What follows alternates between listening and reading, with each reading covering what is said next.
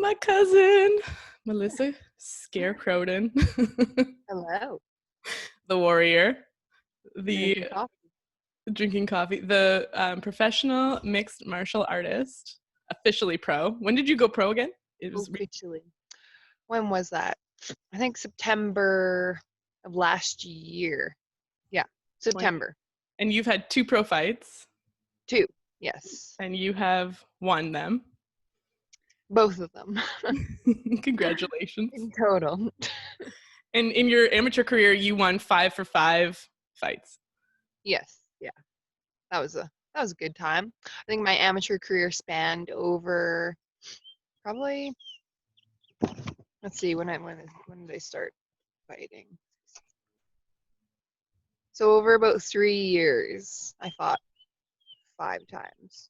Maybe a bit less than 3 years. So it takes quite a while to kind of build yourself up, and build your confidence up, especially nowadays since the MMA is a little bit more popular. So takes time to build your confidence to go professional, I guess is what I'm trying to say. How did you decide to go pro? I'd been wanting to go pro for a while actually before it happened. It I think we'd started looking like a year before I actually got my first professional fight. So it did take some time to get matched up just because uh, at the level I'm at, it's kind of like an awkward stage because I have really good skill that a lot of people don't want to get matched up with me, but I'm not experienced enough to get thrown to the dogs right away. You know what I mean?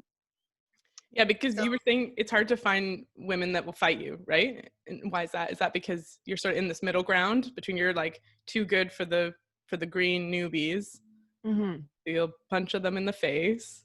yeah, But then that's you're the also goal. sort of like you said, like maybe in that sort of gray area where like maybe you don't want to get punched in the face too soon.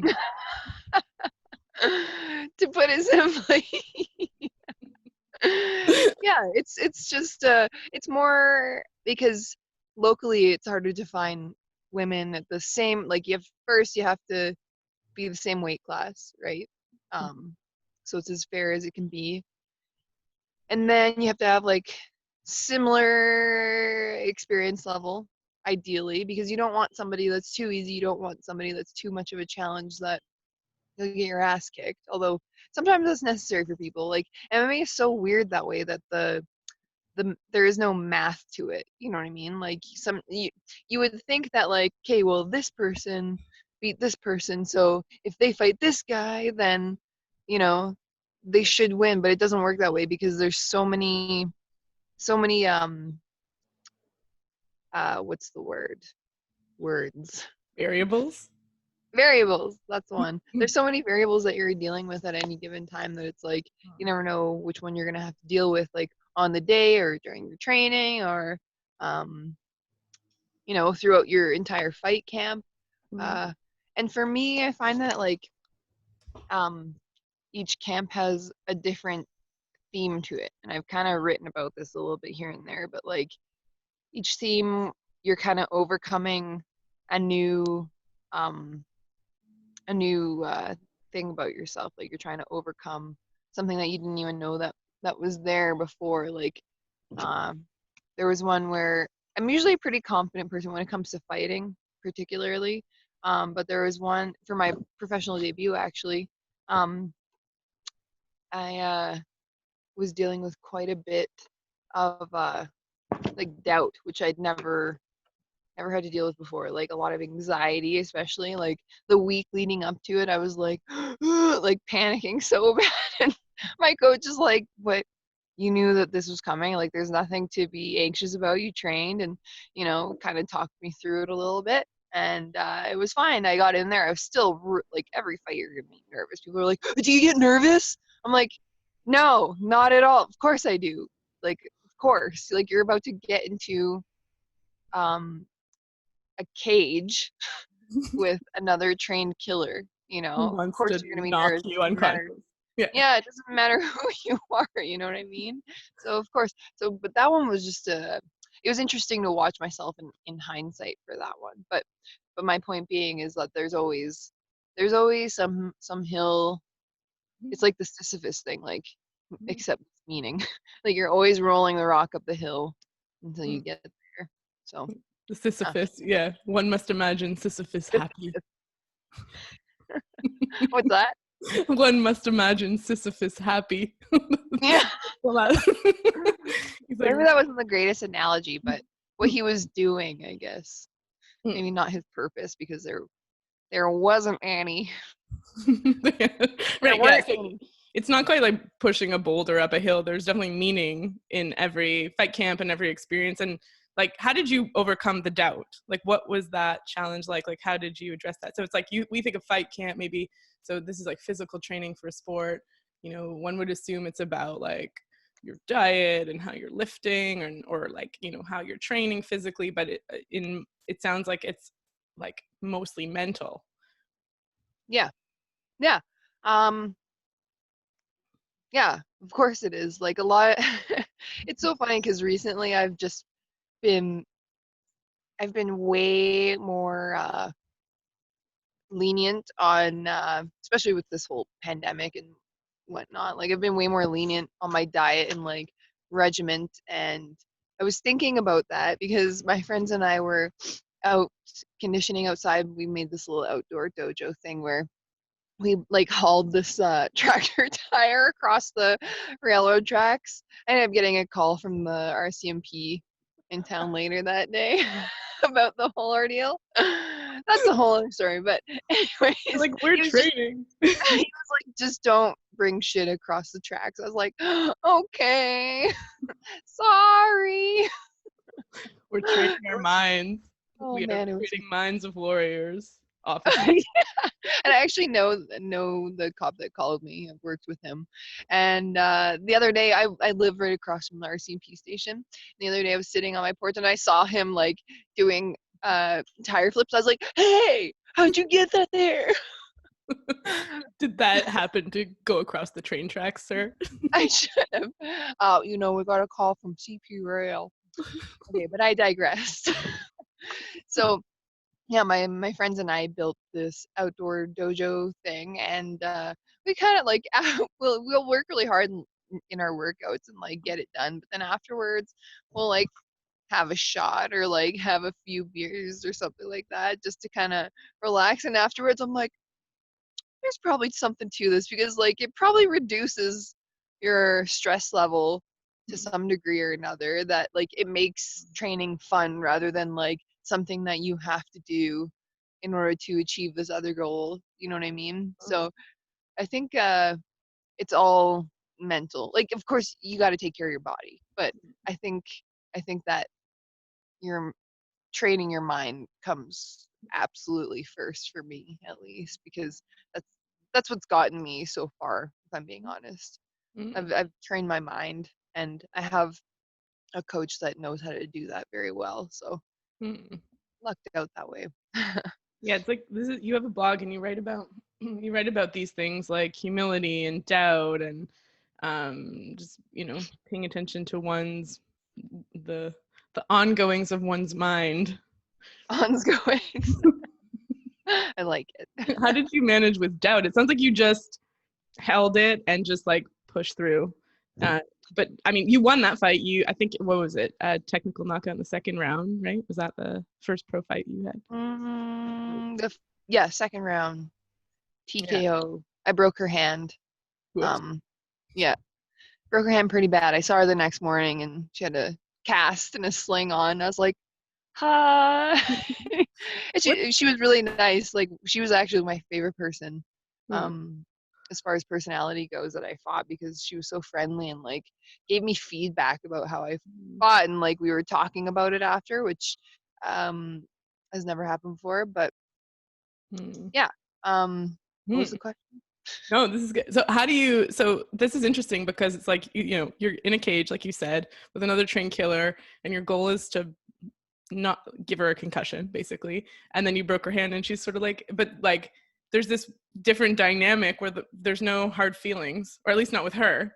It's Hmm. like, okay, like this is sort of the game. And you know?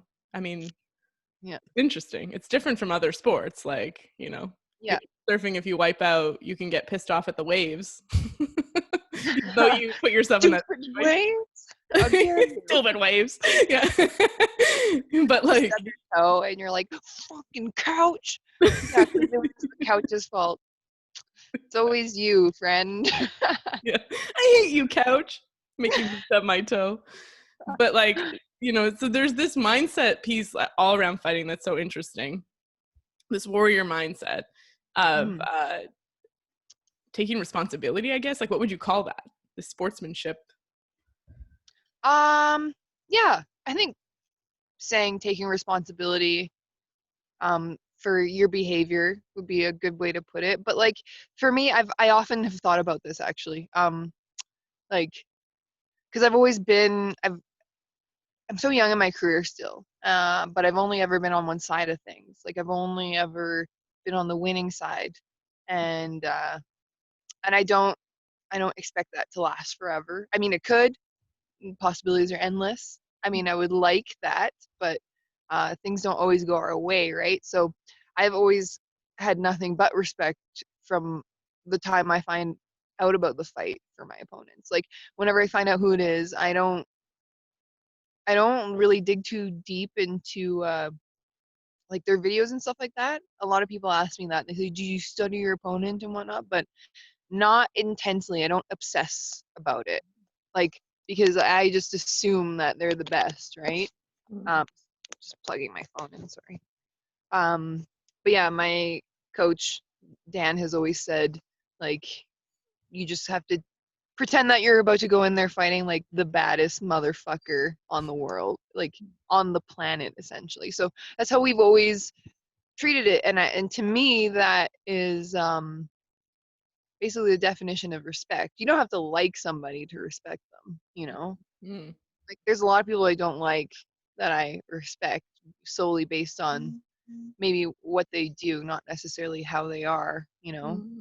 mm, Like there's a lot of fighters that I don't like as I don't know them, but like some fighters in the UFC, I don't like them, but you have to respect what they do because they can kill you with their bare hands if they wanted to. You know what I mean? That's how it works in the animal kingdom, you mm. know. You don't see a hyena like going up to a lion being like um Like poking him. Hey, it's like it'll buddy. put it yeah, it'll put its head down like if they're sharing Mm, a kill or something like that. It won't like go up to it and try to bite the same spot that it's biting. It'll like see if it can even get close to it or not. You know, mm, so it's kind of the same thing. That's how I like to treat all of my opponents. And mm, I'm curious about a loss for myself because I'd like to think that I'm strong enough to get through it because a lot of people will quit there. I've seen it lots actually, like even in my own gym. mm, People will lose and they won't show up anymore because it's a wake up call. You're not what you thought you were, you know. mm, And yeah, I'm almost like in a really weird way. I'm kind of looking forward to it just to know, you know what I mean? mm. But at the same time, I also don't want to get knocked out or like choked out. Like I'd rather get choked out than knocked out, to be honest. Can you just go for a little nap? You know? I guess it's the same with getting knocked out, but it's just so much more violent, and I like my brain. I know. So Yeah. Yeah. It's like try and keep your brain as long as you can. yeah, I want to stay away from that coop contra coop. You know what I'm saying? Yeah. And I think like one of the things that I'm proud of you, cousin. But but one of the things that I've like noticed so when you came to Toronto one time, we went to a jujitsu class, like a grappling class. Yeah, I remember that. And I That still sounds have your awesome. leggings that you let me. Everyone Oh, you compliments me have on them. They're like nice leggings. I'm like, yeah. you keep. I think I gave them to you. Yeah, I Did I? think so. Yeah, Okay. and they're sweet. They're sweet leggings. Um, so, So and many I just leggings. yeah, and I remember it was this like super beginner grappling class. Like I didn't even know what jujitsu was. So like I heard about it. But I know it, I'm like I think it's kind of like wrestling, but better. And then and then um and like so everybody in the class it seemed were pretty green. There were about 5 of us, and I'm like I just remember how like, and we're probably learning pretty basic maneuvers. I don't think it was anything ground. Actually, what we learned was pretty technical. I don't remember exactly what it was. I just remember thinking it was technical. It was Oh, like some leg lock. No, it wasn't a leg lock. It was like a sweep or something. Whatever. It doesn't matter. yeah, we had to do like a leg lock. We had to do a sweep. I was underneath. I had to like twist you around. Then there was some other like, I don't know, twister type stuff. And I think one of them was developed by Eddie Bravo. It was like a move that the instructor Yeah. was teaching us. And but I just remember, like, all of us were super new, and here you are. And I think you were still amateur at that point, but you've won probably like 4 or 5 fights, you know, in an arena. And I don't think anyone else there had. But there's just this humility. Like, you're just listening to the instructor, just like all of us. And there wasn't any sense of ego of like, well, I know this because like, or there was no like reference to like, when I was fighting, I did this, or like, you know, how so many people could be tempted to be. There's just like total humility. Like, you're just like a beginner, like a tabula rasa. You're just there to learn. No more experience or less experience than any of us, even though you were. And that was so cool to see. I don't know. Do you remember that? Do you? Yeah. Thoughts on that? I'm not always like that. Like, there's times like I've struggled really hard, just like anybody that's kind of on the same journey with my ego and wanting to be right. You know what I mean? Just like everybody. I'm aware of it most of the time, but especially with my own coach, I think I struggle with that the most because we're on the same team. So, and it's so backwards. Like, when I say it out loud, I'm like, this doesn't make any sense. Why would I be like this? But whatever. the ego is tricky that way. But like,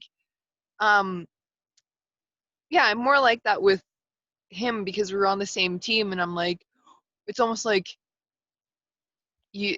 I know this isn't the truth, but you're like, you feel like betrayed in a way when, even though he's the one that wants to help me more than anyone, you know what I mean? He wants me to succeed and has been a huge part of my success.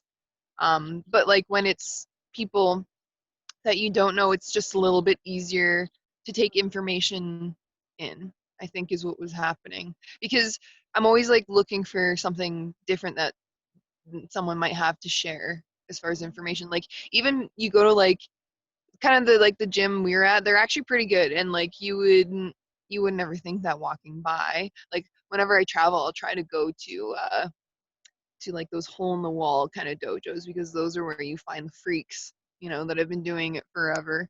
I always try to find like the weirdos that have something a little bit different to offer. But I think there's a weakness in that as well. Like, I've skipped a lot of, especially with jiu-jitsu, I've skipped quite a lot of my basics. It sounds so terrible, but there's certain things where I'm like, I'll be training with my jiu-jitsu coach in Calgary, and he's like, he'll get us to do a move, and he'll look at me and be like, why are you doing it that way?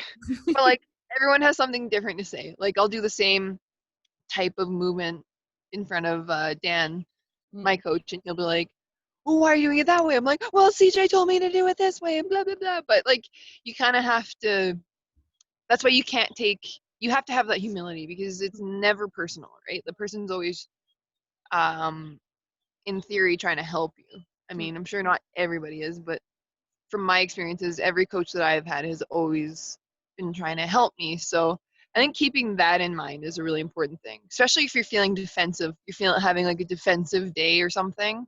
And I'm naturally very much like that. Like, I'm sure, ask my mom, you know, like anything she says, I'm like, well, what do you mean by that?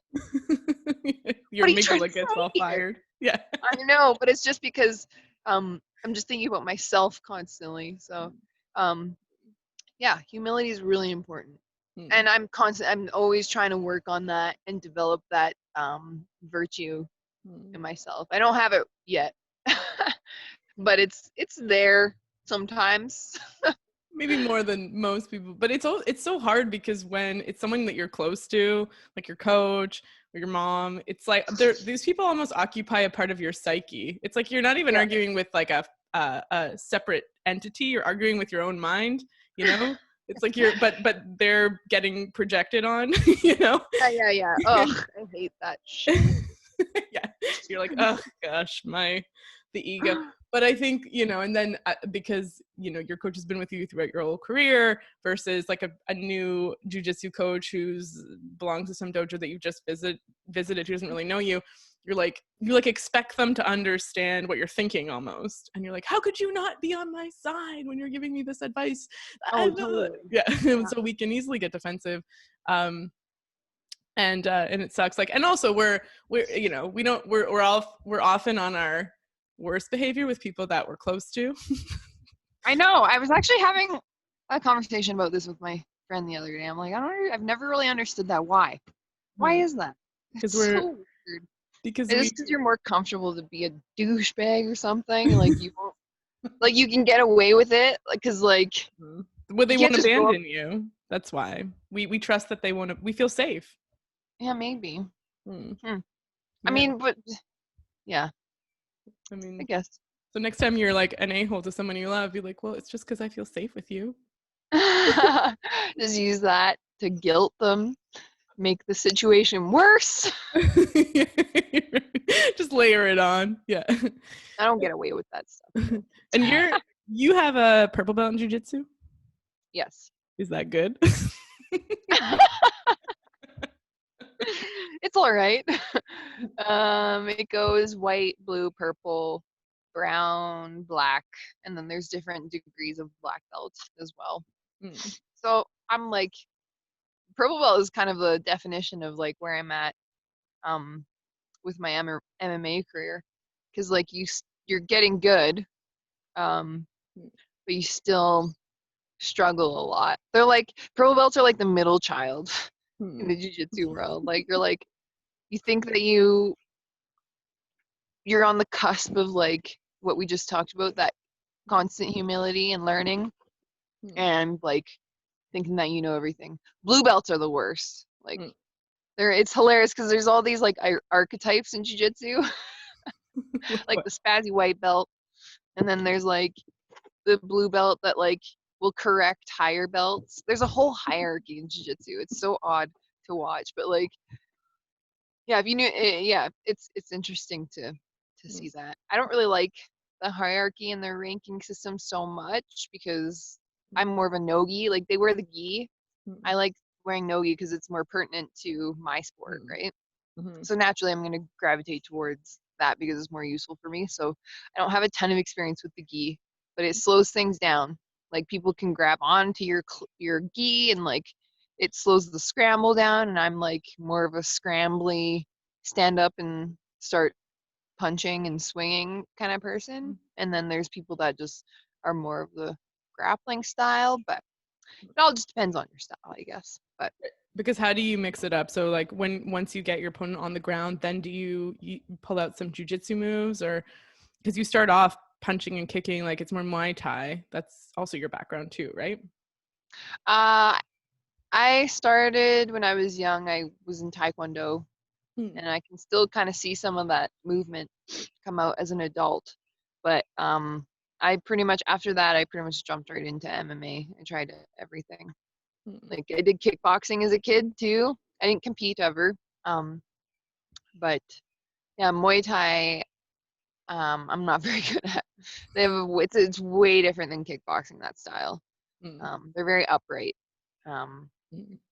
And it's more point fighting than it is like finish him.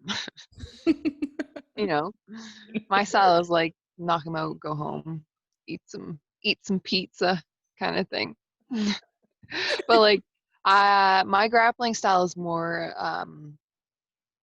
akin to wrestling. Like I think wrestling is a little bit more useful for my natural attributes, I guess. 'Cause I'm fast. I'm pretty strong. I could be stronger. And like I got grit, you know? I got some grits. Raised on the streets of Calgary, Alberta. Yeah, I know, but whenever the fight goes down to the ground, we train to just stand back up immediately and shut down the jiu-jitsu game. Especially if somebody's better at jiu-jitsu than you. You don't want to play into anybody's game. Like you don't want to get looped in. That's happened to me in jiu-jitsu competitions so many times. and I'll watch the footage back and be like, oh my god, I did it again. Like, so frustrating. Like went straight into the burrow. I know, because like there's this one girl I competed against, and I was using my wrestling the whole time, and like I did really well against her, and she's like a brown belt jujitsu chick from Edmonton, and really talented girl. Like it was really fun fighting her for this comp, and it was a no-gi competition as well. So I'm like, okay, this is like my jam kind of thing. Like, didn't know who she was at the time. Wasn't afraid. Was like, okay, I'm just gonna stick to the game plan, blah blah blah, and we'll see what happens. Mm, And she kept pulling guard on me, which is basically because in jiu-jitsu you start standing, right?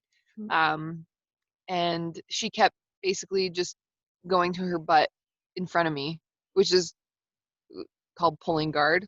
mm. And I fucking hate when people do that. I always say kittens die when people pull guard. So she's a kitten killer. But so she kept doing that, and then I would get her to stand back up again. Like I would engage, and we would stand back up and be on her feet. And then eventually, I just got super frustrated with it, and went to go take her down with a double leg, and she got me with a guillotine because my head was like by her hip. I just like blanked out and was like, I'm just gonna fucking take you down now on my own terms because I was getting so annoyed. And I immediately got submitted. And Dan, I look back at Dan, he's like, I told you not to do that. I was like, I forgot. I just like just got too impatient or whatever. But I was feeling um sad for the kittens. yeah, but we ended up yeah, exactly. For the kittens. This is for the kittens. Yeah, so I learned I'm still learning from that mistake actually, because what happened was she wanted to go to the ground so she could grapple. I wanted to stand up and take her down with my control, right? Mm, Instead of like just flooping to the ground with no skill. So um mm, yeah, so we were being stubborn against each other's games, and then I'm the one that ended up breaking him, doing what she wanted mm. anyway. So it was a that was a tough one to learn from. Um, So but psychological, right? It's like a chess match. I mean, jujitsu and chess are so similar. It's like mhm, you're really like trying to size up your opponent, and there's like game mhm. theory, and you're trying to like use psychological warfare against them and like pull them into your. It's not just about physical strength or like Oh physical. no, yeah. I've gotten my ass whipped by people that are smaller than me. It's never about that. Well, I mean, you can't be delusional and think that you can be passive though. Like you have to be strong Mm-mm, to fight. But just doing the thing will make you strong, you know? Like you don't need to be huge to be strong. Like mm, strength, the definition of strength I think is very misunderstood to the average person, mm. you know? What's Like your you could look definition? at strength as, I think I'm just kind of ranting now, but I'll No, just this keep is going. good. This is good. This is good. Go. Strength is like um strength and courage are like very similar things, right? To me at least. Like you could do something even though you really not even though you really don't want to do it, and to me that shows like a Mm, strong person, mm, courage. mm, It's another virtue you got to develop as an athlete continuously. mm. So, Like when I think of strength, almost like as you're talking, I'm kind of like there's this kinship to creativity. It's like you have these tools, limited tools. Obviously, even the strongest human on earth is not as strong as an elephant or a whale, right? Like there's always a limit to strength, physical, actual strength. But it's like so you have these tools, whether it be physical strength or a weapon or something like that, and or your brain, and you're trying to figure out how to um, how to achieve a goal with what you have, which is really what creativity is, right? It's like, okay, how do I get from A to B, if that pathway's blocked, if that road's blocked? So like I want to go from A to B, but there's somebody in the way who wants to punch mhm. me in the face. So how do I get my way around? And maybe I'm using my like actual muscles, but maybe I'm also using my brain. Maybe I'm using, I'm using whatever tools I have. Yeah, And yeah. you're using your brain, your mind, and your head. All three things. All three. Ah, I Not love the that. same. They're not the same. It's like a Venn diagram. There's overlap, but it's not the I same. know, right? There's fissures and shit. Yeah. What's the difference between the brain, the mind, and the head? Let me see if I can think about that with my brain head mind. I don't know. I'm gonna have to get back to you on that one. I've That's never thought about it. I've just said it a lot because I think it's hilarious. inspiration for a blog post, maybe. Yeah, totally. The difference between the brain, mind, and head. Yeah. What's Right. your mind? The mind is, well, the mind is a random entity that like runs. Does the mind need a head? I mean, Mm, we have mind without heads all over the place on the internet and in that's books. true. Hmm. The mind Hmm. is not you. That's all I know. Not you. Yeah. And neither is the brain or head. And the brain is in the head, but again, you can have a head without a brain. There is more of a metaphorical thing. Like the head is a vessel Hmm. for Hmm. your brain, Hmm. Hmm. and then the brain holds the mind. So it's kind of Right. like a, I don't Mm. know. And then the I got gut to think holds about the this. mind. Right. Right. Yeah. We don't know. We gotta. Yeah. I'll await your blog post. We'll let the listeners learn. But how did you even get into all this? So you said you started with Taekwondo. You started with kickboxing. How did you start getting into MMA? Well, um, so I went to school to become a primary care paramedic. Um, and when I was done school, I couldn't find a job. Very difficult to find a job when you first graduate from that. Um, and needed something to do with my time. And my friend, she was getting ready for like a kickboxing fight, and I was like, I'm gonna try this out. So I just showed up and was like, this is fucking awesome, and kept going. There was a time in my life where I was started working full time. Like I ended up getting a job in EMS and started working full time, and kind of got distracted as going through a breakup, and so that was difficult, and didn't really know, wasn't like fully committed for a time period. And then something, I ended up working medical standby for a friend of mine for his fight, and so I was sitting cage side for my very first live MMA fight. And I think I showed up to training the next day because I was like, okay, I forgot, this is what I, there's something about this I need to kind of explore. And I took it more serious after that. But it was, yeah. um and then after working full time for a while, I was like, I can't do this anymore. Like I have to quit and go. I started working casual on the ambulance and kind of fully committed myself. Before I quit actually my full time spot, I ended up taking a leave of absence and going to Thailand for 3 months and training there at Tiger Muay Thai, which is a pretty well known fight camp globally. And I purposely put myself through the ringer there. Like I burnt my body out, my mind, brain, head out. Like I was toast by the end of it, but I also knew that I wanted to continue doing this as Mm. well. Like I had a pretty intense experience there. I actually took my first Muay Thai fight in Thailand, so I fought there, which is a pretty cool experience.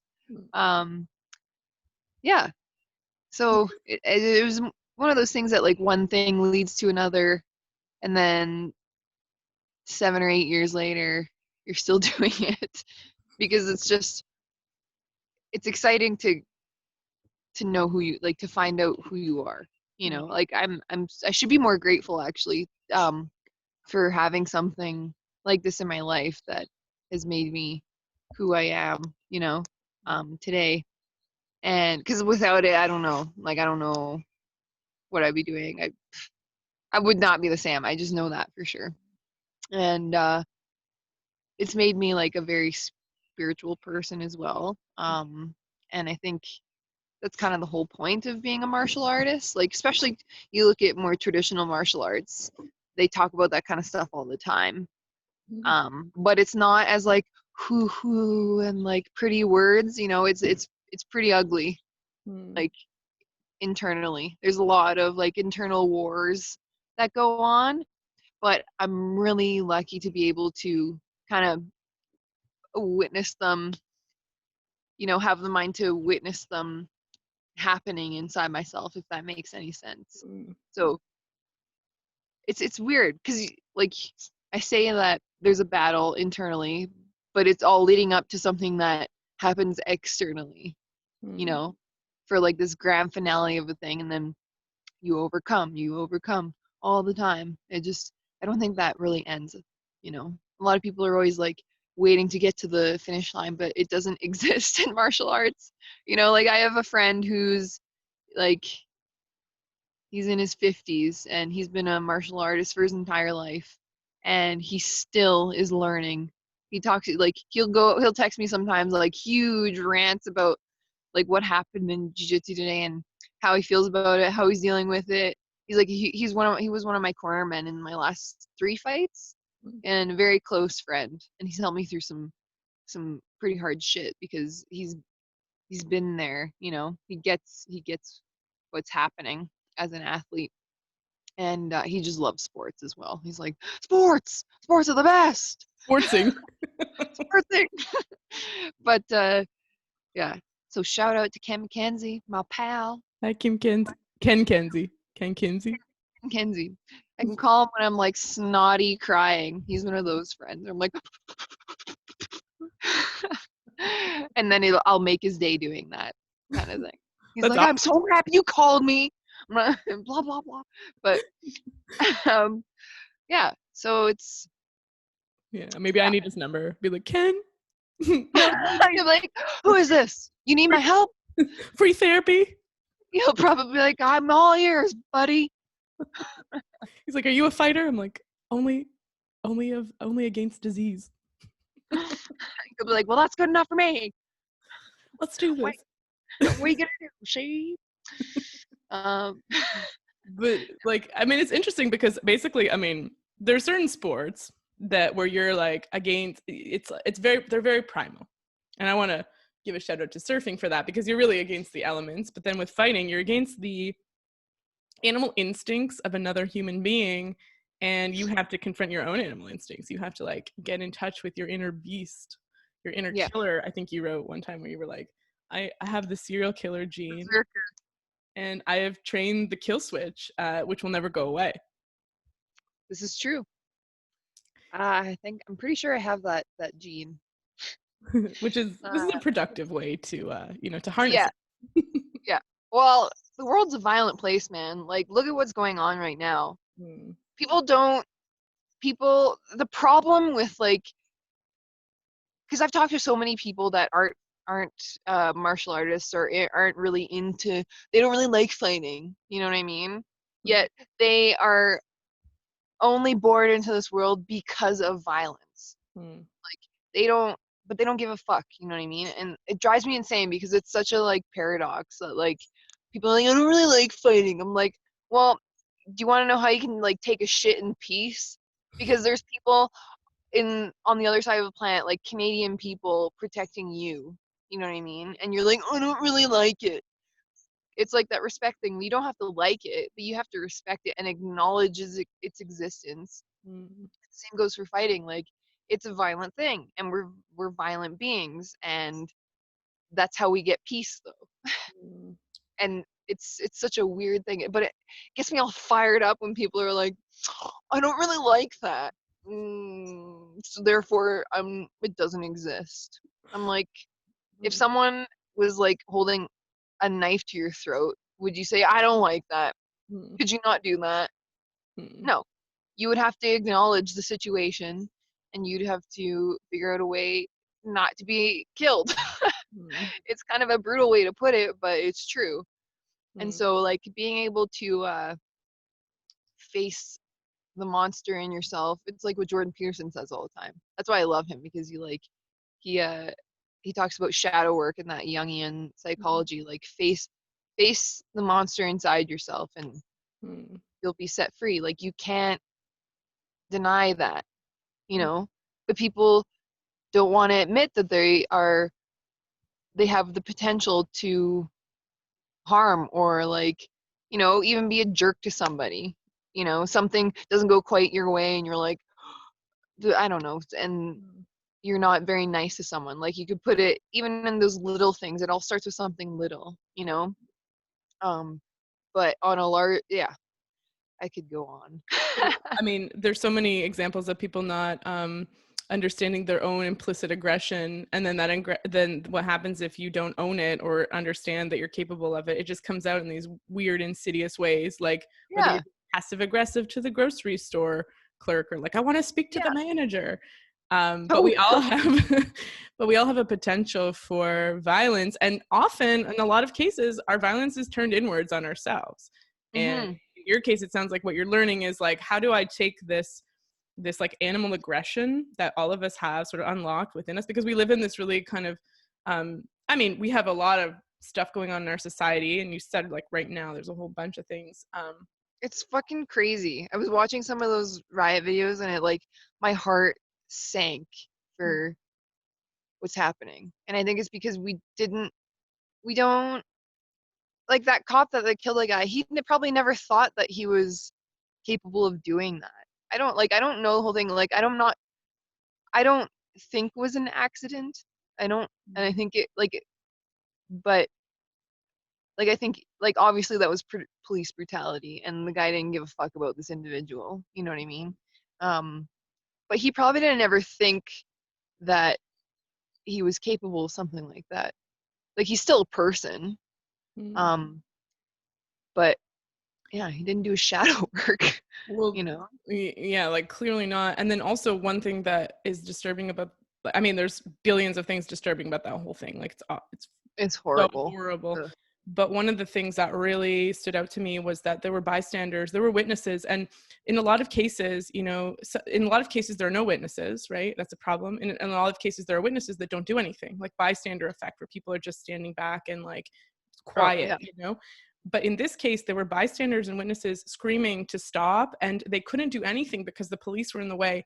And so it's like we can't, you know, even as citizens, do the right thing to prevent that from happening when it's happening right in front of you because of this, you know, I guess the authority or the power structures that are in the way. And those power structures are not just in every in like they, all the things you talked about, the respect, the humility, the justice, they don't have that. And as citizens, we don't have the power to do the right thing. That was like one of the big things that showed up for me. It was like, wow. I Hmm. mean, now, I mean, there are these initiatives happening and people are rising up, but that's Oh yeah, it's scary. crazy. It's Yeah. very scary. Yeah. The thing is, like, those bystanders did have the power to do something, but they would have to be willing to die for it. Right. People don't ever think about that kind of thing. So when you run into that situation, like, and I'm not saying like I would jump in and like confront the police physically to help this man, but like maybe like it, you know, are all these protesters and rioters willing to die for something like this? Mm. And I bet you they aren't, you know? Like, and there's so much going on with that in and of itself. Like people, you know, and I'm not saying I am, you know what I mean? I'm not saying I have done my work. I'm just fully speculating here, like from my own perspective. But um like I mean, yeah, I I don't know. think some Like are. I wonder if people have thought about that. I'm sure there are, but it's probably people that have experienced what the entire riots and protests are about anyways, you know what I mean? Mm-hmm. It's probably a lot of those black people, you know. Or people that assume that the people they love or they will die. And so it's like, I'm going to die fighting or I'm going to die as a victim of police Yeah. brutality. So it's like, I'm going to die anyways. It's Yeah. different, I think, from like a person who's completely safe, choosing to die for a cause, you Hmm. know. And if they don't go down that route, then they're like, oh, I can just go about my life working in my office or whatever. Hmm. I mean, it's crazy, right? Because it's like, I don't know if me or anyone I know could say honestly that they're willing to die for a cause, you know. um Which is weird if you think about it. yeah, like it's That's how not we like. like in our history, I mean, most of our history, I think, well, the warrior mindset is all about that, right? It's like about I'm willing to die for this Go cause. out on your shield, yeah. But be careful on what you choose Mm, Like, be careful on what that is. You know what I mean? mm, People are willing to go out on their shield for themselves, but not for anybody else. And that's like the cause of a lot of our problems, which mm, is so shitty because it makes me think, like, do people even care about each other? I know mm, they say they do, and I know that like you care about your friends and your family and stuff, but what does that actually mean? You know, is it because you were you're bound by blood, or it's a part of your conditioning, or like part of your identity or your narrative? You know what I mean? What if that was taken away? Would you still love them? I mm, don't know. mm, I don't know these answers. I ask myself these questions because of, I don't know, I guess the nature of what I do. mm, And even like with martial arts, like in a loss, I'm like, sometimes I think, would I still be able to even look at myself in the mirror? You mm, know, I have to be able to do the work so that I can face that kind of thing, mm. so that I have the strength, like we talked about, to face those adversities. Um, Well, it's interesting because you're sort of, I mean, you're saying like, well, love has conditions. So we say we love somebody, but there's a condition around it in terms of like, you need to identify this way or believe this thing or treat me. I mean, treating someone a certain way is but essentially it is still a condition. And then we yeah, have conditions for our own self-love too. So you're sort of wondering like, if I lose, yeah, would I still love myself? Like, is a condition for my own self-love or self-respect that I win every fight I fight? right. So interesting. It's very weird. Mm, Like, yeah, the definition of love and what that is. mm, I think for most people, it's the conditions. It's almost like a business deal. I had a friend once tell me that marriage is a business deal, and I was like, so I get that. Like, at least she understood that. You know what I mean? mm, But it is still a weird thing to think about. mm, Um, but in regards to like these riots and what's happening with people and that situation, I almost think a lot of it happened because like there was the pandemic and people aren't working. A lot of people lost their job, you know. Um, and something like this brings them a lot of meaning to their lives and something to fight for, like mm, quite literally, you know, as a collective, as a tribe, or as a country coming together. You know what I mean? So it's kind of interesting to see how we're missing that in our lives, you know, something that gives you meaning other than a kid, you know what I mean? mm, mhm, You know, it's like, oh, I'm gonna have a kid so I don't have to think about myself anymore, mm. project my bullshit on them. Right, it's like a Ugh. kid or a cause, you know, Kid or a cause. kid or a cause. Your cause could be a kid, but so there's this really cool quote. That's like the warrior is never angry, and it's this idea. That's bullshit. Yeah, tell me more. I'm just kidding. You can finish what you're saying. I was just trying to be No, I want to hear what you want to say, what you're saying about it. um no, I don't think the warrior is never not angry or ever not angry. I mean, emotions are part of who we are as people. I think understanding what you can do with them is important. Mm, But I mean, when you're in an actual fight, you don't. If you get angry, you're an idiot for sure. Like, you can't get your way or like analyze or be logical when you're angry. It's just not like. Have you ever said something smart while you've been angry? Probably not. mm, mm, Like, mm. Well, yeah, it's always, you're all amygdala. Like you can't put words together. yeah, like parts of your brain shut down, Mm, you know, and you're not you when that happens. You're your emotion, which I think is okay because like like it's important to experience sadness or anxiety or anger, um, but it's really important to, I guess, not understand the emotion itself, but like why it happened or how it happened, because you can't really think the in between part. Like, something happens, you get angry for a time, and then you're not angry anymore. So that time where you're emotional, I don't think it's as important to think about because it doesn't matter anyways. You know what I mean? You weren't you. Mm, And that doesn't mean you can't like, you know, mm, say, "Oh, I wasn't myself, sorry," and then get away with whatever the fuck you want. Like you have to understand why it happened, I think. So it's a good tool that way. Like for for example, like in training, if I get frustrated or angry or upset, like it's so hard to shake off during a session, and a lot of times it'll ruin the rest of my training session, which pisses me off even more because I'm like, I wasted my time like an idiot. And like it'll just go on. So once it happens, you can't really control it anyways. So whenever I get frustrated or upset, I'll just like allow it, you know. And that's taken time to learn how to do. Um, to allow anger specifically for me, mm, um, to just let it do its thing, you know, just watch it, mm, try not to act on it. That's probably the best thing to do. Um, and then think about what happened after. And mm, like the more I do that, the more I watch my emotion.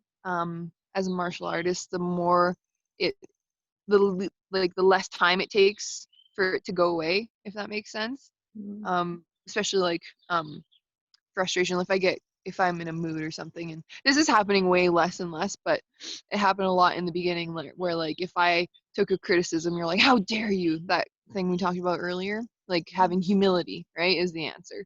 mm, So not taking it personally, and like you're not always gonna have a good day, like sometimes you're just gonna be shitty at what you're doing, and that's just how it is. So like knowing that, having that at the back of your mind is helpful, mm, right? Like there's times where I'll wake up and I'm getting ready for training and I'm like, woo, I feel really good today. I have so much energy and like my body feels good. Like I'm not sore. And then I'm like, I'm going to be really mentally stable today. Like, woo, everything's great. And then I get there and everything goes to shit because like I try to hold on to this idea and this expectation of what kind of day I'm gonna have instead of just allowing it to happen. mm. Um, I'm gonna be mentally stable today. Then the first thing happens, and you're like, yeah, my face goes red, or like just start crying. I don't even know why I'm but crying. I'm calm. I'm calm, everyone. I'm totally fine. I'm totally fine. Everything's fine. Everything's fine. But yeah, it's like you always have to kind of keep those things in mind. Like some, you know, that's the journey. Sometimes there's gonna be lessons in everything. You know, if you look deep enough. Mm, Um, those frustrations and those hardships are very useful if you look at them the right way instead of just writing them off as like an injustice or playing the victim, because that's an easy thing to do, right? Makes us feel good because we don't have to take responsibility for ourselves. mm, um but that applies to everything. Like it's so weird. Like I work on the ambulance, and also in town here I work at a restaurant slash bar, mm, and I fuck up so much at that job. It's ridiculous, like so much.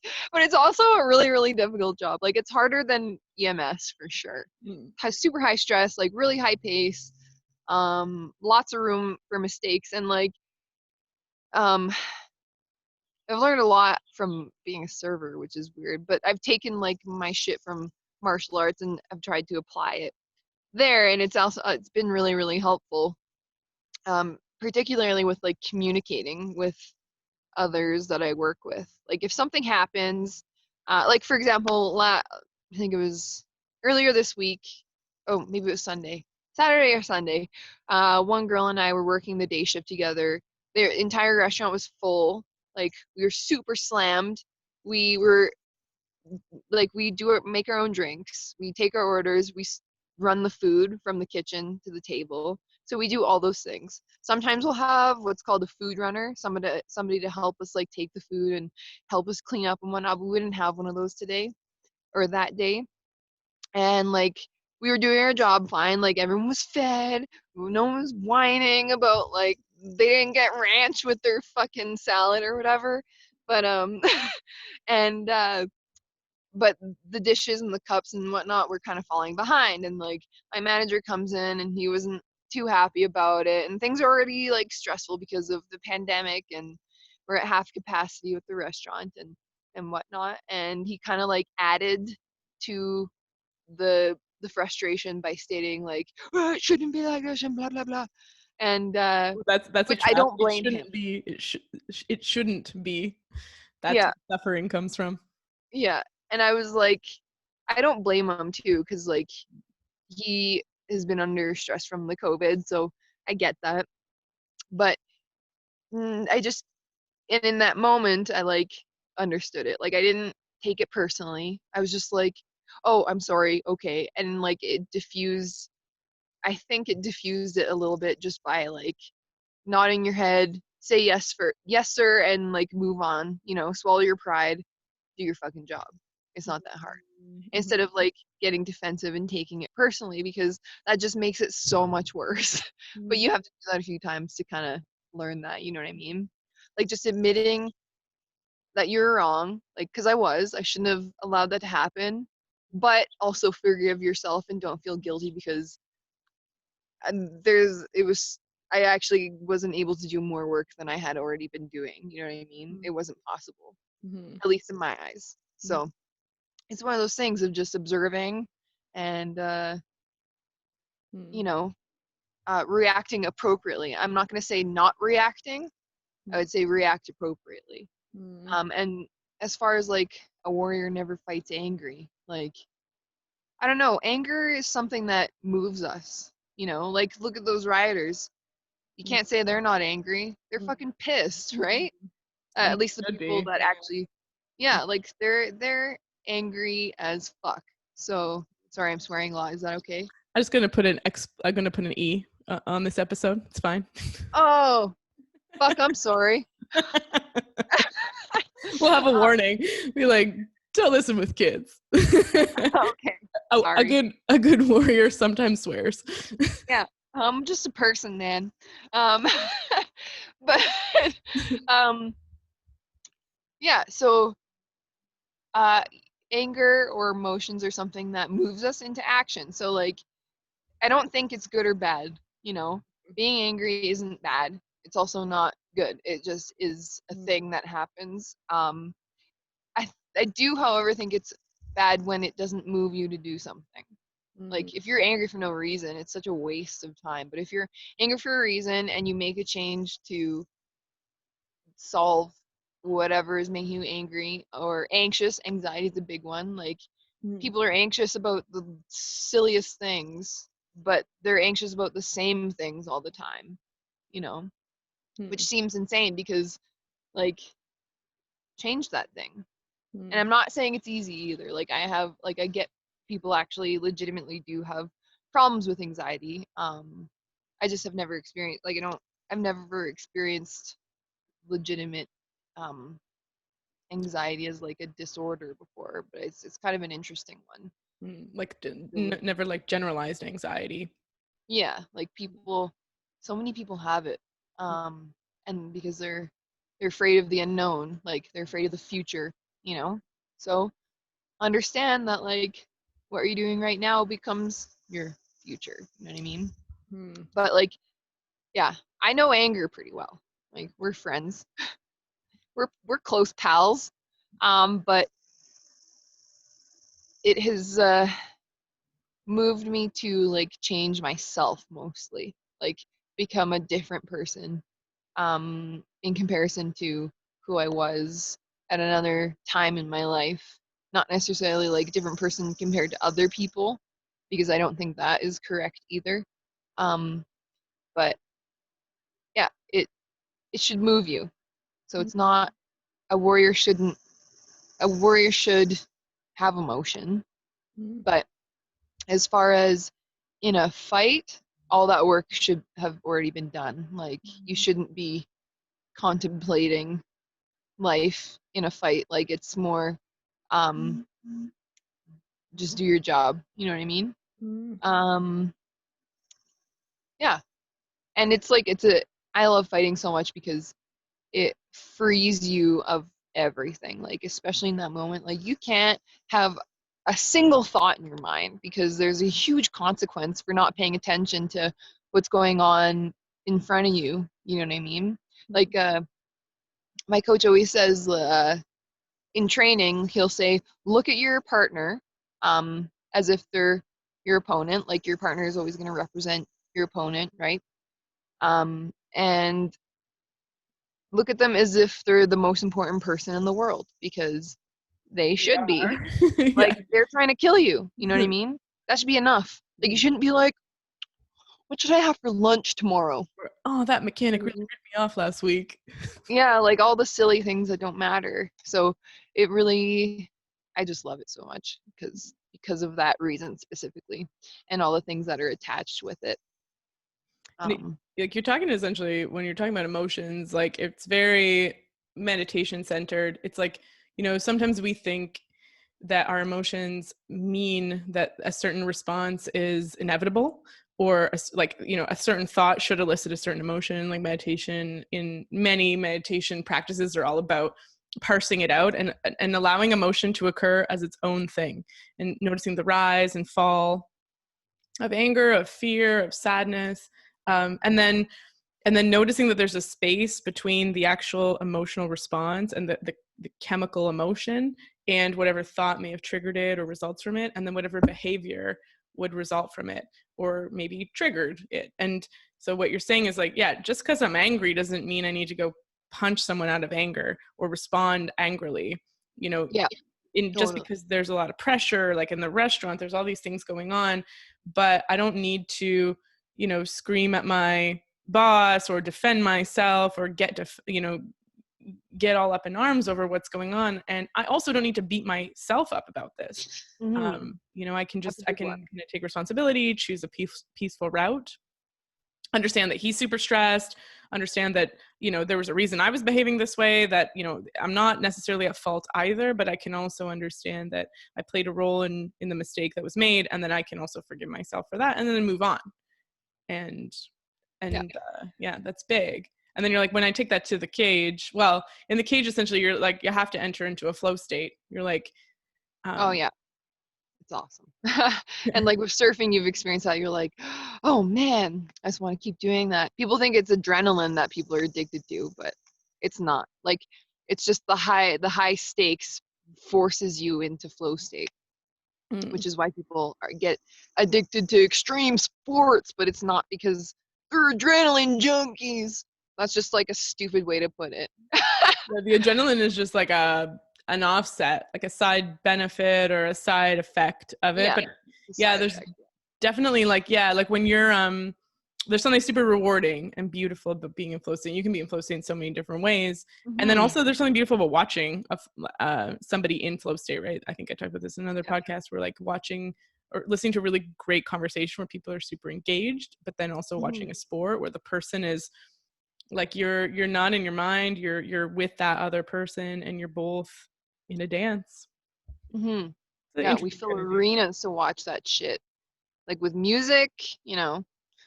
people watching musicians in their element and the way they move, or Mm. like how they, I don't know, you know what I'm talking about. It's hard to put words to that kind of thing. I've always struggled to do that.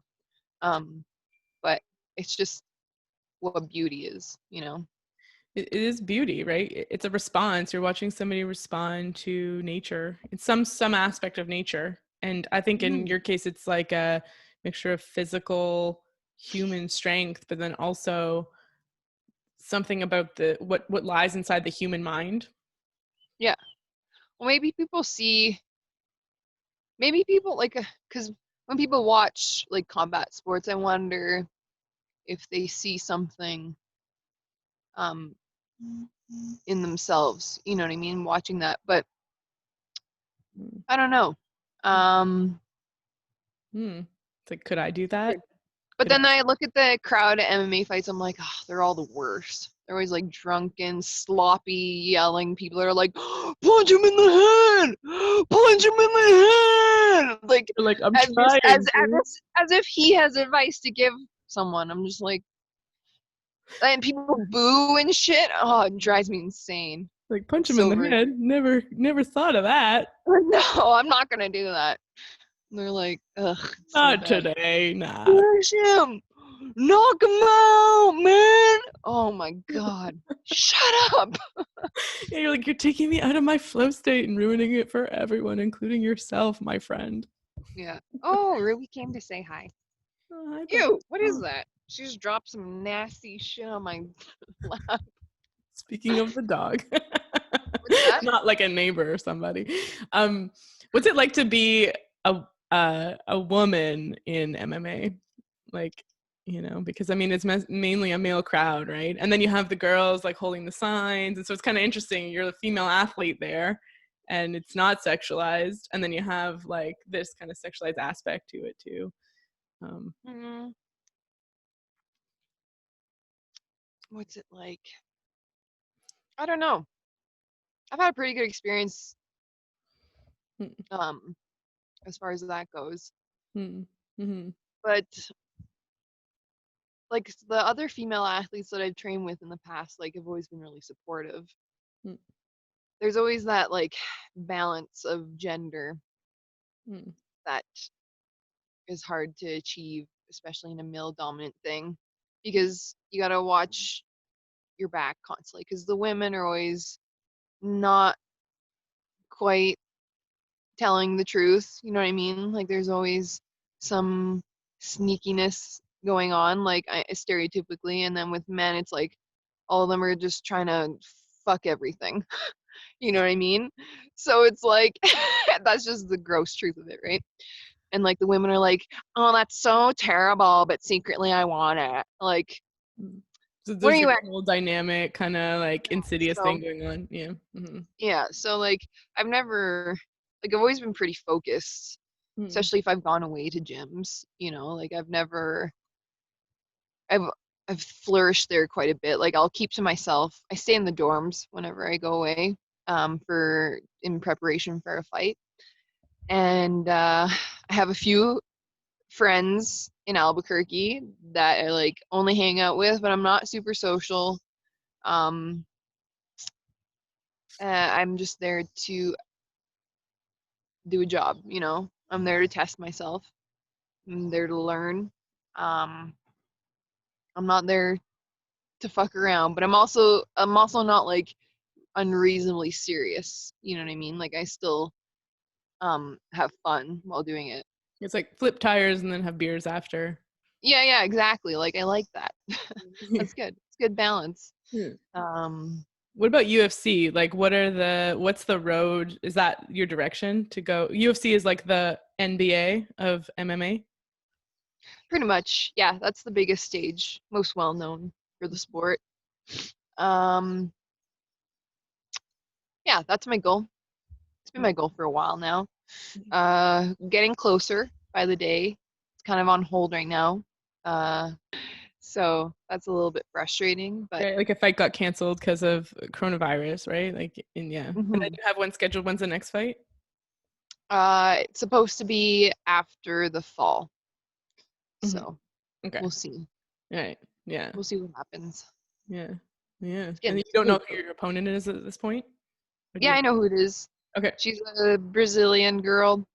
She's a boxer, MMA fighter. So, yeah, it'll be a fun time. I'm excited.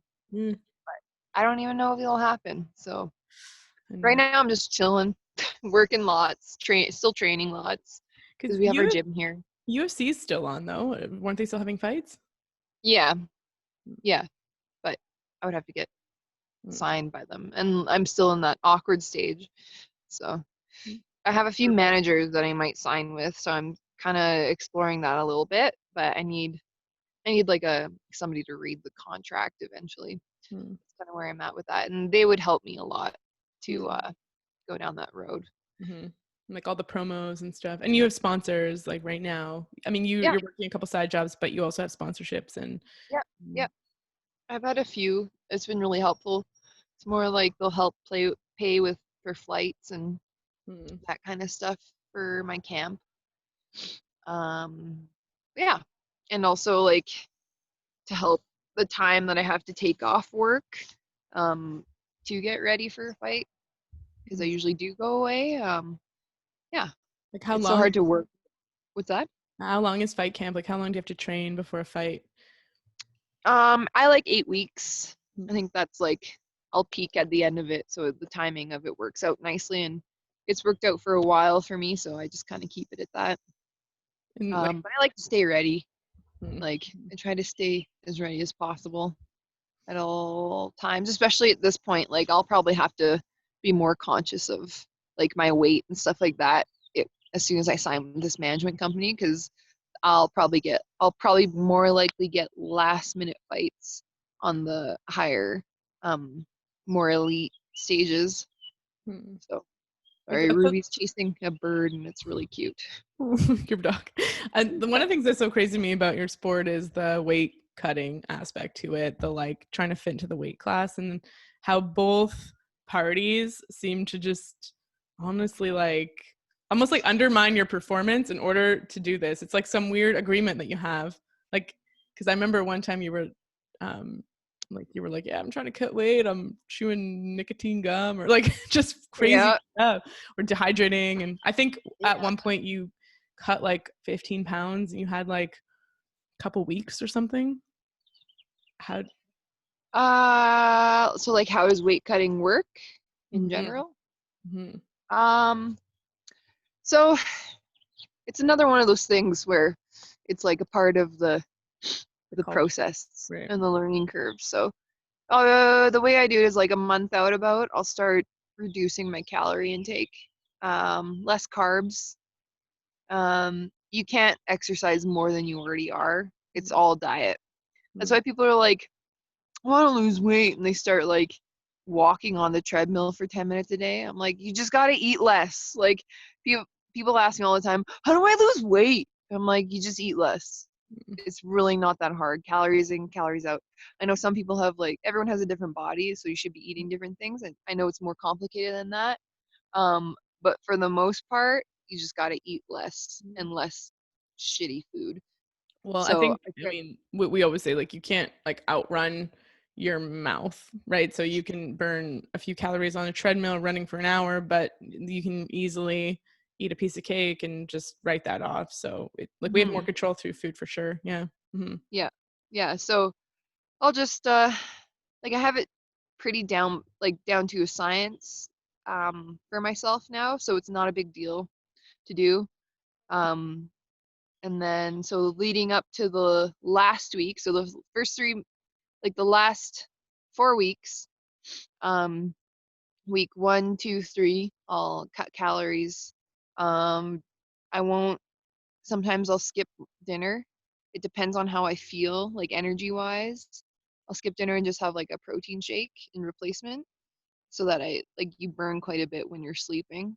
Mm. Um, and then I'll start dropping weight really quickly that way. And then the last week, I'll only eat a plain chicken breast, no salt, no seasoning or anything like that, because you have to control your salt intake as well. Right. And For the then I'll water start retention. water. Was that? Like for the water retention, right? It's like you're trying to drop water. I mean, it's essentially just to like, it's not about like health in any way. It's just a No, it's the most unhealthy thing you can do.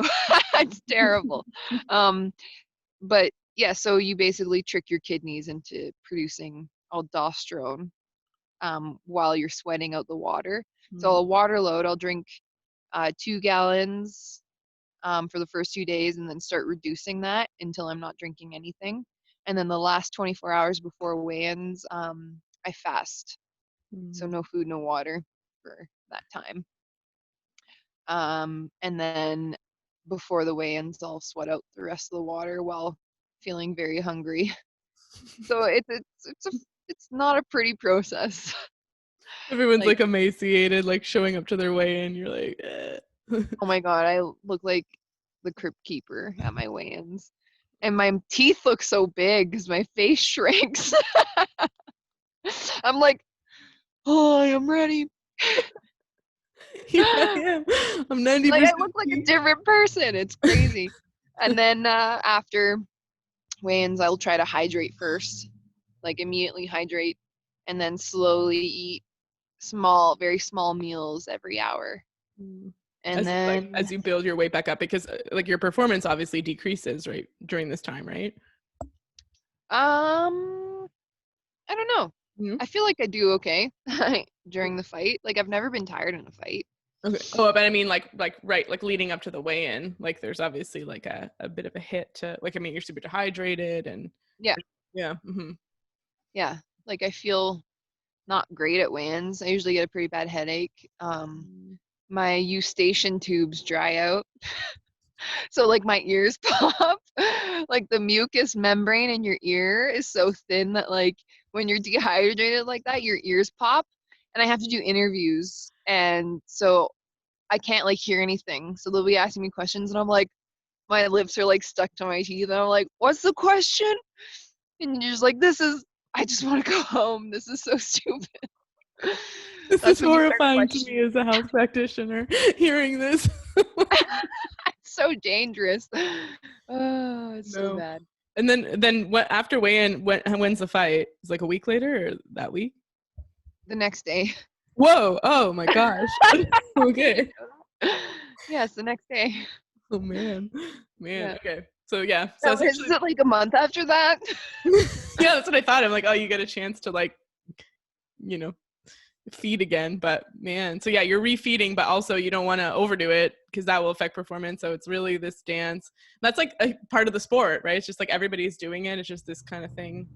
I know. I think there's certain promotions that are trying to like uh, get rid of that, get rid of weight cutting by doing hydration tests throughout your camp. So they'll come and get you and make you do a hydration test and weigh you. So you have to weigh yourself like every week or something. And you have to be within a certain percentage of your fight weight during your entire camp because they don't want you cutting too much weight. And then like the UFC does tests before and after and whatnot, I think. Oh, maybe not for hydration, but I know excuse me. Tired. I know for one FC in Japan they do hydration tests. So they'll do it before and after. So it's becoming like they want to eventually implement it out. So, but for now, it's just how it is. So, yeah, it's insane. And then I know like you were doing things with heart rate variability. I think you were telling me about this, where you would like wake up, take your heart rate variability, and then decide if you're going to do a hard workout or just Yeah, I don't do that anymore. no. I just drink some beers and sprint up a hill. With a tire. Yeah, when I first was in the sport, I was more like regimented, like with my meal prepping and way more strict, that kind of stuff. But um, I realize that's not like that's important, but it's not the most important part, you know. Nutrition's important. You should feed yourself appropriately, which maybe I got a little bit too lenient on it to a point where I'm like, oh shit, I should probably get some of my good habits back. But I mean, essentially, like it's so different if you're an athlete and you're like, there's a high amount of energy that you're using up. And this is interesting, like that documentary Game Changers, where people will come into my practice and be like, oh, I saw Game Changers. Should I be vegan? Which I know a lot of people in that documentary are not even vegan. It's just more about plants and being an athlete. And there's a lot of cherry picking of data, like any documentary about nutrition. But it's so interesting because it's like, well, these are athletes. Like these are people who are, dragging tires across railroad tracks and sprinting up hills all day long. Like, I mean, I think sometimes you're working out, you're training like 6 hours a day. Like you're burning an immense amount of calories. So a lot of that fuel, so first of all, it's really hard to get enough energy from whole foods because whole foods are naturally satiating at a certain point. It's like a lot of fiber in them. It's hard to eat enough. And so, if you're eating like an entire pizza to help you train, that's all getting burned as fuel as well. So, yeah, the carbs are immediately being transformed. And so like you want to make sure that you're not gumming up your mitochondria so that you can actually burn that fuel. And then you need micronutrients, but you can hit your micronutrient threshold within probably the first 2,000 calories. And then above that, you're just like, I just need pierogies or whatever. Pierogies. You're like, good I like idea. pierogies right now. Yeah. I mean, there's a lot to learn with nutrition, and there's always distraction trends, and that kind of stuff bothers me so much. I'm like, just Mm. Just eat some greens, like, take your vitamins, protein, and Mm. you should be okay. But I don't like overthinking it because I already have so much on my mind all the time. Like, it's a lot of energy to put Mm. towards something. Um, you know, I like the martial arts consumes me so much that it's like I think about it all day. Like, especially when I'm in camp, that's all I think about. Not to a point where I'm like it works me up when I get anxious, but like I think about what I should be thinking about a lot of the times. You know what I mean? Like, what should I be focusing on right now? What do I need to work on? What are my weaknesses? I think about a lot. I'll try to visualize myself getting in certain situations or certain scenarios where I need to, find a way out, So my mind is more consumed with that than the dieting aspect. Mm. Um, I'm lucky though. I'm pretty healthy for the most part. Um, and I probably take that for granted sometimes. But yeah, you just got to stay focused on like the necessities, I think too much isn't too many little like tinctures and like pill bottles all over the place is just I don't like that. It's too confusing for me. And I already have so much shit on my plate that it's like um yeah, I Mm. just would rather keep it simple. I just don't like in camp I just won't eat sugar. That's a big one. That's what I notice makes me hold my weight more is sugar. Mm. Like not natural sugar, but like, you know, Just sweets refined. and Yeah. all the fun things that I like to eat. So I just won't eat those anymore. And like my weight drops pretty significantly that way. Um, but other than that, I eat pretty normal. You Mm. know, I'll just reduce my intake and yeah. And like any supplements you take? You got anything in your regimen? The only time I ever take supplements is when I'm in camp because I'm like, don't get sick. You don't want to waste precious time. I Mm. should just do it normally, but I'm like, I don't care when I'm out of camp. I'm like, I can be a piece of shit. Don't waste But it. like, I'll take echinacea and vitamin C. Like, I'll overload on the vitamin C so that I don't get sick. Mm. And then I'll take spirulina because it has like vitamin A and that kind of stuff Mm. in it. Mm. Um, what else? Mhm. Vitamin D. Mm. Um, Mm. what else is there? Sometimes fish oil. I should probably just go to the pharmacy today and get some stuff. You're like, now Now that I'm that I thinking think about it. about it, I'm fresh out of Yeah. fish oil. Um, These are all good things. It sounds, and obviously it's working for you, whatever you're doing. yeah, it seems to be. I mean, if there's a problem, I'll try to fix it. Mm. But for now, things are okay. And you're Yeah. like, this is. Mm. And I want to. Oh, uh, you said something in your blog about a mantra that you repeat to yourself. You have? Is it a specific one, or is it change? Oh, the one that I like solo muse. What is it? I can't tell you.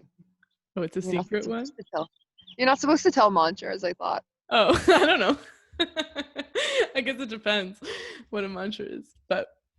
Um, so it was I am the world's greatest female fighter Mm. was my mantra. And the reason it was that was to like dare to ask myself to be that. Mm. So it's more of like a manifesting of something that I deeply want, and believing that I am that so Mm. that I perform better. So I guess it's like a tricking of the mind in a way. It's like I'm already that, so I'm gonna act that way. There's I guess. a book called Alter Ego by Ted Herman, and he talks about that, like all these famous people or athletes that step into this alter ego state. Like Beyonce has one, and it's like when you, because we're so many different parts and we're so many different things. Like you're not a fighter when you're working as an EMT or in the restaurant. you're bringing aspects of that into those situations, but it's obviously a completely different situation. And so it's like this, if you say to yourself, like, I'm the world's best female fighter, it's like you're stepping into this alter ego, which is potentially a future self, but you're already that. And then if you are that, you're going to act as that. You're going to fight like that. You're going to think like that. It's like asking yourself, like, what would the world's best female fighter do? And I am her. Okay, so I'm going to do what she would do in every situation along the way that I'm going to encounter. Yeah, I'd say there's truth to that. That makes sense. I think it's more of like having being able to act like want that, wanting to be that. Because I kind of resisted that for a long time. Where I was like, oh, maybe I'll be like the world's great subpar female fighter and be okay with that. It's like, well, maybe you shouldn't, settle on what you already are and become something that is greater than that, I guess, instead of being like, oh, it's fine, I'll just stay where I'm at. It's good enough for me. But it's because it's so easy to do that, right? So it's a lot harder to ask yourself for more than what you already are, and it's like taking responsibility for your potential, I guess, because like there's so many people that have like the most insane potential to do some amazing things, but it doesn't matter unless you grow it a little bit. Everyone's got potential, everyone's got certain talents. A lot of it goes to waste though, unfortunately. So for whatever reason, there's millions of reasons out there. It could be like going back on the emotional thing, like, oh, I'm a really great painter, but I'm depressed all the time and, can't find the motivation, or, there's just all sorts of things that you could say are going wrong. Whereas really it should be your inspiration, as an artist. What's it, have you thought about, okay, because you were saying like, okay, for a while I was like, I could be the world's most best subpar female athlete. Like, no, I'm going to change this mantra and I'm going to go for the world's best. What's that shift like mentally? Like, what's it going to take to shift? Like, what did it take to shift that mantra? I kind of go up and down with that one. Like, there's a lot of days where I'm like, I'm pretty good. Like, I'm okay with that. And there's other days where I'm like, I could never, like, I can't possibly be the best female fighter, like, it's not possible. Because even if I was, it would last for a small moment. So what's the point? So I kind of have that argument in my head lots. And then there's other days where I'm like, yes, I can do this. So it's never a, a straight line with that kind of thing. It's always, there's always up and downs when you're asking for big things. Sometimes you want things, sometimes you don't. Sometimes you want things, it's just it's a journey of discovery, right? Maybe I don't actually want this, right? I've asked myself that a million times.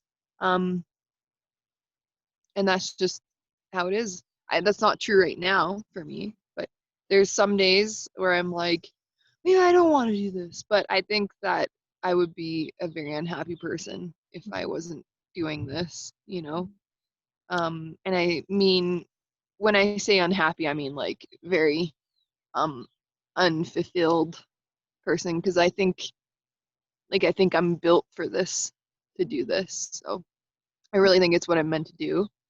And I think that there's proof in what I've been doing. Like, there's proof for that. So yeah, it's you gotta dare to ask things. And I don't mean like from yourself, I guess, or from this life, I guess. You gotta ask questions too, I think, is a really important thing. That's a big thing. And not expect answers right away. Mm. you know? The question of like, do I actually want this is a hard one to ask yourself. Oh yeah, for sure. Like how long did you go to school for? It felt Uh, like forever. well, yeah, 8 years post-secondary, full That's time. insane. I bet there were so many days where you're like this is stupid. I don't want to do this. So many days. So many days, yeah. Most days. The thing about school though is that school there's a path carved out for you. So you just there's like it's like hurdle jumping. Here's a hurdle, leap, here's a hurdle, leap. 13 exam. We had 13 exams in like 10 days in third year. And but you know you're gonna write them. Like I know that it's that 9 o'clock a.m. on Tuesday, whatever, I'm gonna be sitting in this room writing this exam and I'm gonna prepare for it and then but there's a hurdle I need to jump over, which is essentially you need to get 75% to stay in the program. And so as long as I hit that hurdle, I'm cool. In your case, when you're aiming for excellence, we talk about this in academia too. It's like, so you can get 80% in academia, but if you want to get but if you want to get 90% or 99%, or you want to be the best in the class, the amount of like you need to put in 80% more effort. Like you're the majority of your effort that you're putting in is to get you that last 5-10%. This is the Mhm. case here too, right? It's like, I mean, no one's carved this. If you want to be the best, no one's carved that path because the best is the best. The best is a singular thing. Like you're probably not going to do what the current best has done, um, because has a head start. So you got to find your own way, and so that's like it's like a whole You're essentially like consistently checking in with yourself, your mindset, figuring out Mhm. Yeah. I mean, uh we we limit ourselves a lot, you know? Um like think about, especially in sports, how many times like records have been broken solely because the person just did the thing. And then after that, there's been like hundreds of people that have hit the same mark and been like, oh, I could have done that the whole time, but they just didn't, think it was possible or even bother to try. Mm. Um, you know what I mean? Like the fastest runner or the 7 minute mile. Like for a long time, it was impossible for almost everybody to run a 7 minute mile. And like now, like the average fit person can run a 7 minute mile, no problem. It's hard, but for a long time, there was like a very limited record Mm. for that's just a small example of that. But like the human potential is kind of insane. Mm. Um, and we're limited by our body a lot of the times and our minds. But I think um, our limits are a lot more, you know, I don't know if we're looking at the right ones. Like, I think we can do some insane things. We just haven't really figured out how to. Or like this, I'm sure there's science behind it too, as far as athletics go. But like, you can only, I read something, there's this doctor who specializes in the lymphatic system. What kind of doctor is that? A lymphesemiologist, Some sort of immunologist maybe, but something like that. yeah. And he said you can only your body will only go as far as you allow it. Mm. So it's like, for example, if you're driving a car, and it has no brakes, there's no fucking way you're gonna slam the gas on, right? Because you know it has no brakes. So we've been playing with that a little bit, and bringing those kind of ideas into our training to kind of push the possibilities in MMA. Mm. And my coach is a complete trailblazer too with this kind of stuff.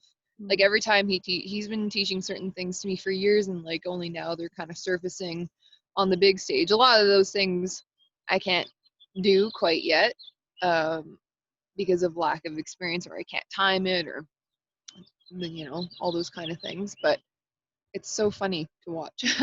Mm. So I'm definitely lucky to have such a smart coach. It's like understanding your limitations so that you can push. Like, yeah, it's like, okay, I'm driving a car without a brake pedal. or without Yeah. brakes.